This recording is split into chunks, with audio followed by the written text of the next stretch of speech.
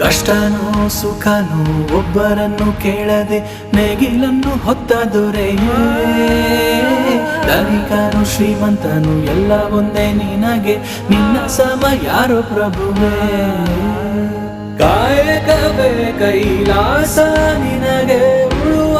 ಯೋಗಿಯು ನೀ ಕೇಳಿಕೊಳ್ಳುವೆ ಅದೇವರಿಗೆ ನಿಂಗೆ ಹೊಟ್ಟೆ ತುಂಬ ಊಟ ಕೊಟ್ಟು ಚೆನ್ನಾಗಿಡಲಿ ರೈತ